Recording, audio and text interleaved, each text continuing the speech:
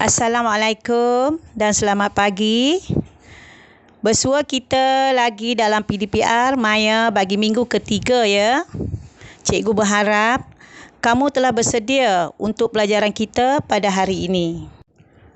Hari ini kita akan mempelajari Bahasa Melayu Kertas 2 penulisan iaitu bahagian A.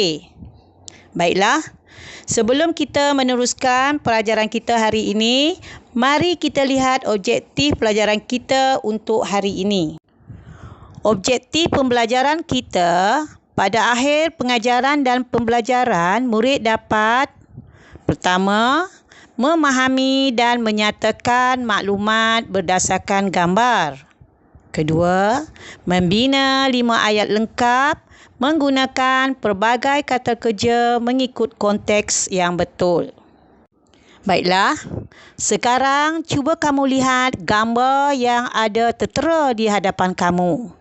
Sebelum itu, cikgu ingatkan kamu, pada bahagian A ini, sebelum kita membina 5 ayat, kita perlu membaca arahan ataupun soalan terlebih dahulu.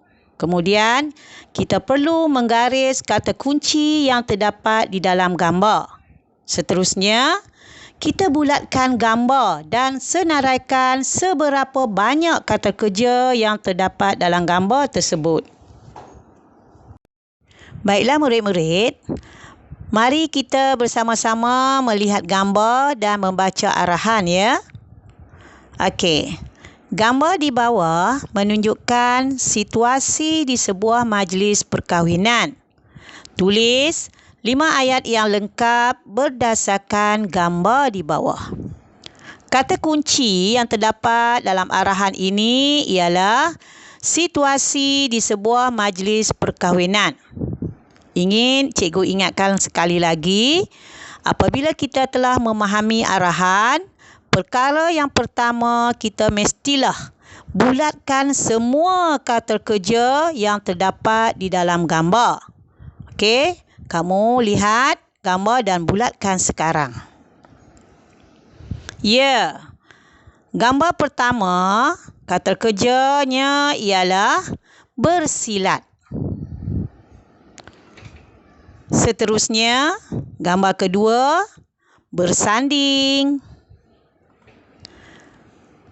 Ketiga, memalu. Seterusnya, menjamu selera. Diikuti kata kerja seterusnya, bersalam.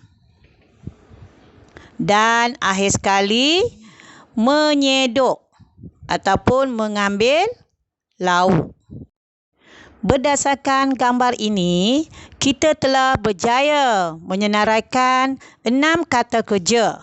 Namun demikian, kita hanya perlu memilih 5 sahaja daripada 6 kata kerja tersebut. Okey, nanti kamu boleh memilih mana-mana 5 kata kerja yang terdapat dalam gambar tersebut yang telah kamu senaraikan. Sebelum kita membina ayat yang lengkap, di sini ingin cikgu menerangkan kita akan menggunakan formula skop.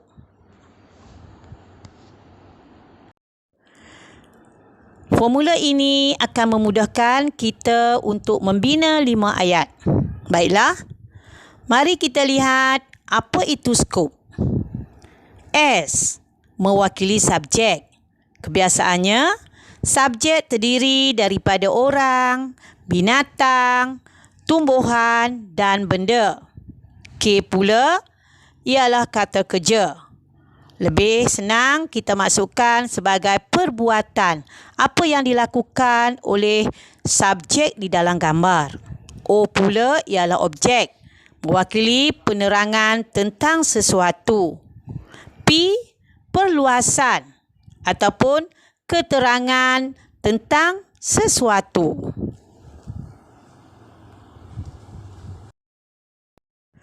Untuk menjelaskan kepada kamu penggunaan skop dalam membina 5 ayat, cikgu telah sediakan satu contoh ayat kepada kamu. Cuba lihat gambar di hadapan kamu. Kata kerja yang terdapat dalam gambar tersebut ialah memalu. Di bawahnya terdapat ayat lengkap yang berkaitan dengan gambar.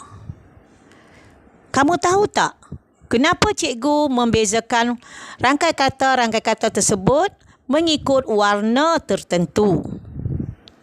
Ya, pandai. Maksudnya ataupun tujuannya untuk menunjukkan penggunaan skop dalam ayat ini. Cikgu akan jelaskan sekali lagi satu persatu. Cuba kita lihat rangkai kata yang berwarna merah. Beberapa orang lelaki yang berpakaian Melayu. Rangkai kata ini mewakili subjek, ya. Kemudian, memalu mewakili kata kerja. Seterusnya, kompang. Kompang mewakili objek menerangkan tentang kata kerja. Seterusnya, yang berwarna hijau iaitu untuk memeriahkan lagi majlis tersebut ialah mewakili perluasan. Maksudnya, menerangkan subjek, kata kerja, objek supaya ayat ini menjadi lebih jelas. Faham?